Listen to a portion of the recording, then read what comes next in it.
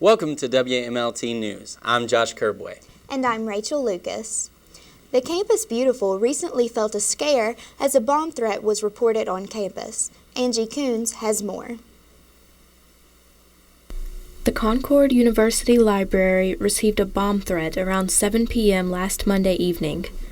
Security was immediately notified, and the surrounding area was taped off.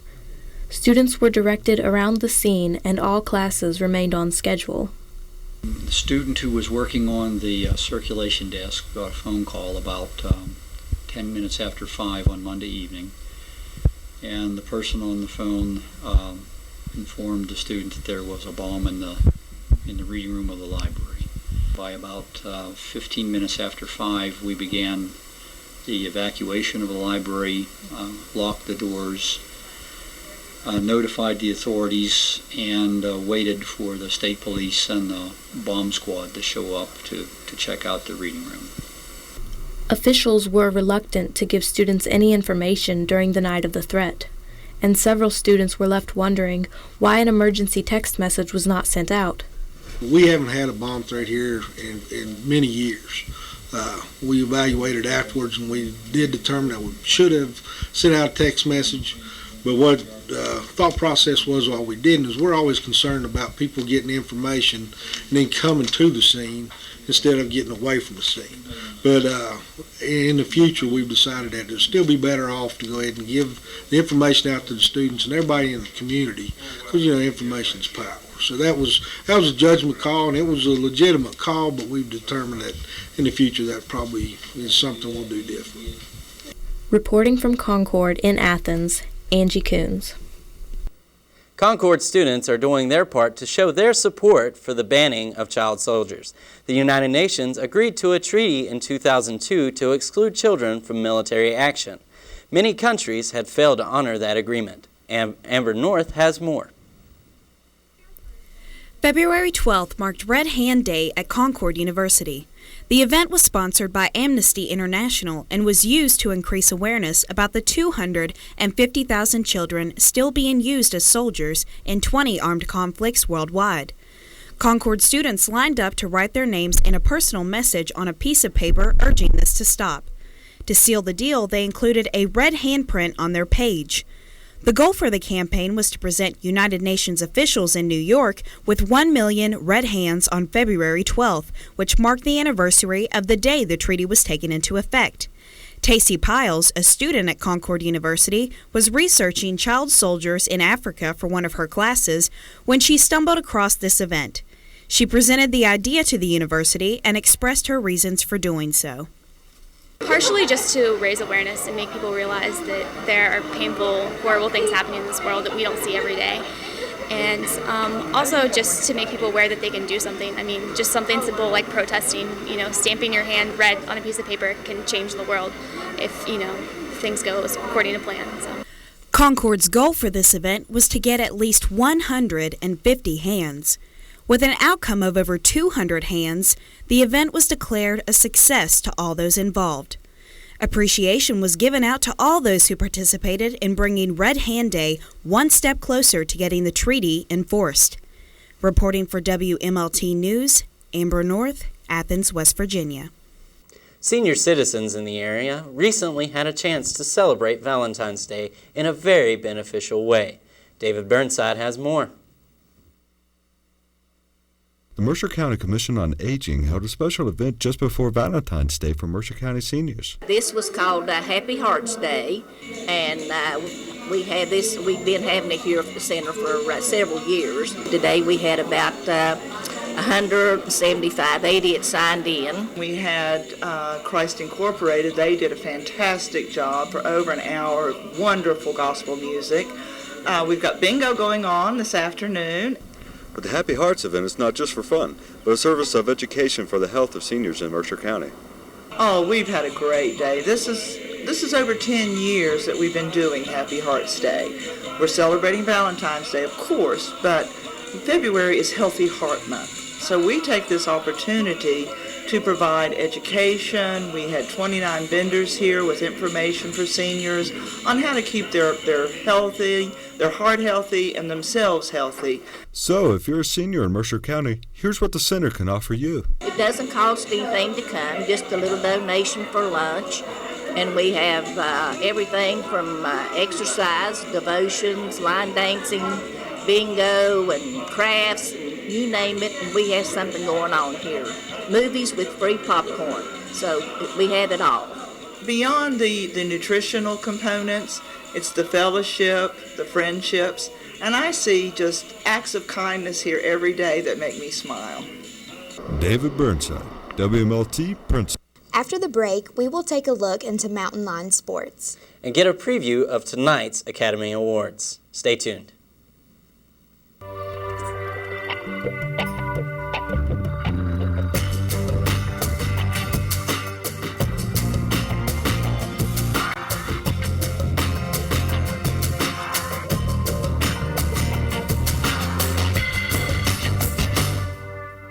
Joining us now for sports is Sean Miser. Sean, what's going on in the world of CU athletics? Well, Josh, with the spring semester comes spring sports yet again, and men's baseball and track are back underway. Concord's head baseball coach, Kevin Garrett, has spent 13 seasons with the university. During his tenure, he's amassed a very impressive 305 victories, including guiding the Mountain Lions to a school record 35 wins last year. His squad heads into this year with a very high expectation. I got a chance to speak with Coach Garrett about the upcoming season. The Concord baseball team finished last season ranked third in their region and advanced well into their conference and regional tournaments. This year's team will look to use a very familiar roster to compete on that same level. We've got everybody back but one player. Matty Kuntz was our only senior last year, so that I think is one of the strengths of the team. We're bringing an experienced team back. They're all mostly juniors. We have 3 seniors this year, which will bring a lot of leadership to the program. Coach Garrett is not shy about saying why his team was so successful last season. Timely hitting was key for us last year, plus the pitching, and returning our whole pitching staff. That's a plus.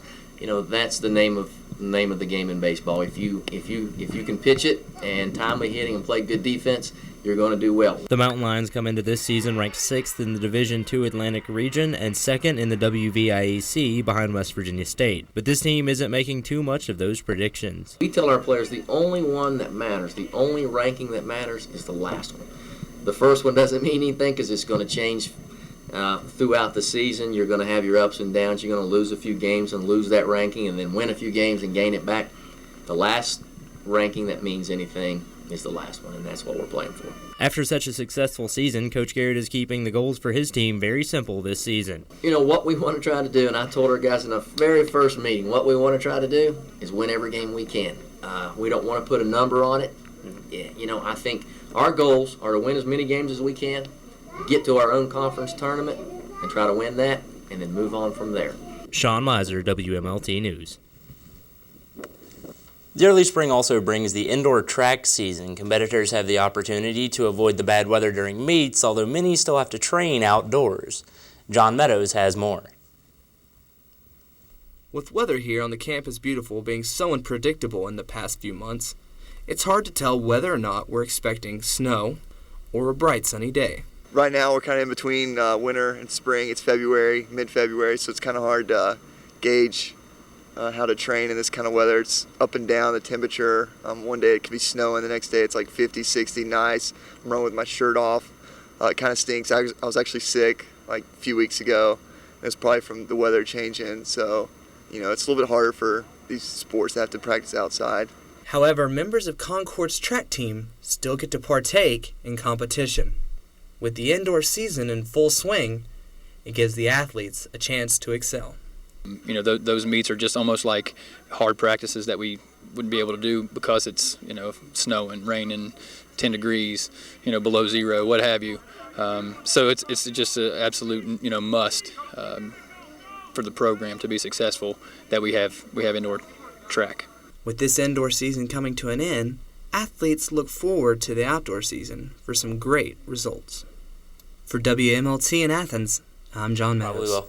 It's become a Concord tradition to host Women in Sports Day every spring. This year was no different. Our own Rachel Lucas was at this year's event. Concord University celebrates the 6th annual Girls and Women's in Sports Day. Clinics were hosted here in the Carter Center on Concord's campus. 85 young women from nearby counties attended, making this the most successful Women's in Sports Day yet. This year we picked today because we're, of course, hosting Ohio Valley University. We participated in different activities that are sponsored by women's teams here on campus. The athletic department sponsors it. It's part of our community outreach program in conjunction with Concord University. As far as funding, we do get some assistance and grants through the West Virginia Intercollegiate Athletic Association and our athletic department. Coaches, parents, and children all agree that Women's Day here at Concord University is a great way to keep young ladies involved in athletics. I think it's good to encourage women to do sports because we need more women doing stuff out there to represent. The girls had 7 different sports to choose from, as well as the opportunity to participate in a college game. And they will be our host at the women's basketball game. The young ladies who participated in the cheering clinic this morning get to cheer with our college cheerleaders at halftime. So they'll be out on the floor and they learn to cheer and they're going to do their cheer at halftime. So that's always exciting for the cheerleading interest group. After the continued success of this year's Women in Sports Day, next year's event will be highly anticipated. For WMLT, I'm Rachel Lucas. And this week, we will introduce a new feature here on WMLT, Ticket or Leave It, a series of movie reviews by Brian Arnold. He'll kick the series off with a preview of tonight's Academy Awards. Thanks, Rachel.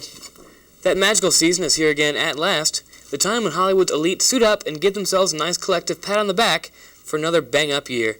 It's Oscar night, and because you haven't heard enough predictions and award talk already, the inaugural edition of Concord University's Ticket or Leave It is here to sprinkle on one more dose. For the first time since Peter Finch's 1977 win for Network, a posthumous Oscar will be given out this year. Heath Ledger's slithering performance as the maniacal Joker in The Dark Knight is all but in the bag. Not only is it a fitting tribute to a star lost too soon, but it's a well-deserved win for the best performance of the year. In a much tighter race, Benjamin Button's Taraji P. Henson will win Best Supporting Actress after Amy Adams and Viola Davis split the Doubt supporters down the middle.